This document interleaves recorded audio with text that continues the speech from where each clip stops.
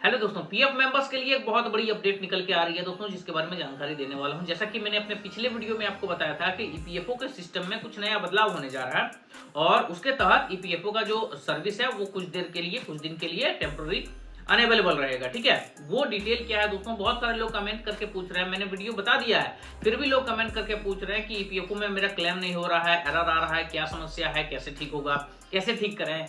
तो दोस्तों यहाँ से ईपीएफओ के सभी मेंबर्स को मैं सूचना देना चाहता हूँ।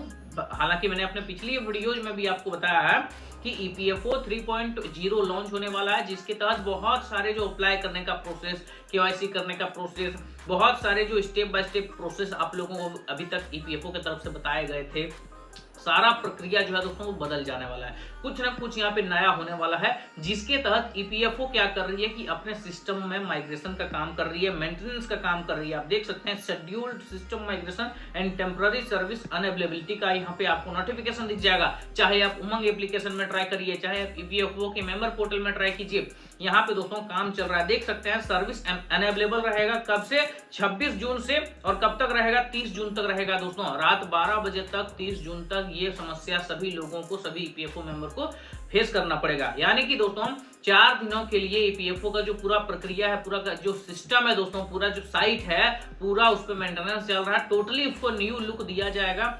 हो सकता है पीएफ विड्रॉल करने का सब चीज जो करते हैं हम लोग वहां पे, केवाईसी हो गया, अकाउंट ट्रांसफर हो गया, ठीक है, उसका प्रक्रिया जो है वो बदल जाएगा। साथ में दोस्तों यहाँ पे कुछ नए नियम भी आ सकते हैं, कुछ नया ऑप्शन भी आ सकता है, जैसे कि हम लोग डायरेक्ट यूपीआई के सिस्टम से पैसा निकाल सकते हैं, ऐसा भी हो सकता है। ठीक है ना, तो क्या क्या आएगा वो तो आप लोगों को 1 जुलाई को पता चल ही जाएगा मेरे वीडियोज के थ्रू, इसलिए चैनल को सब्सक्राइब नहीं किया तो कर लीजिएगा। फिलहाल दोस्तों यहाँ पे लिखा गया है कि सर्विस अनअवेलेबल है, कब से कब तक है, तो यहाँ पे देख सकते हैं 30 जून 12 बजे रात तक है, 1 तारीख से ये शुरू हो जाएगा। और यहाँ पे ये भी लिखा है दोस्तों कि 12 बजे 1 जुलाई से ये स्टार्ट होने का हम लोग यहाँ पे संभावना रखे हैं। अगर सब कुछ सही रहा उस समय तक हो जाएगा, अगर कोई दिक्कत आ गया फिर से इसको एक्सटेंड किया जा सकता है दोस्तों। तो यहाँ पे आप देख सकते हैं अभी सिस्टम माइग्रेशन का काम चल रहा है, तो घबराना नहीं है।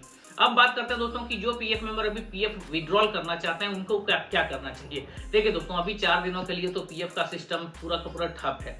जिन्होंने अप्लाई कर दिया है उनका तो काम होता रहेगा, ठीक है ना, वो प्रक्रिया होते रहेगा जिसने अप्लाई कर दिया है। और जिन्होंने अप्लाई नहीं किया है तो उनका तो होगा भी नहीं, इसलिए कोई दिक्कत नहीं है।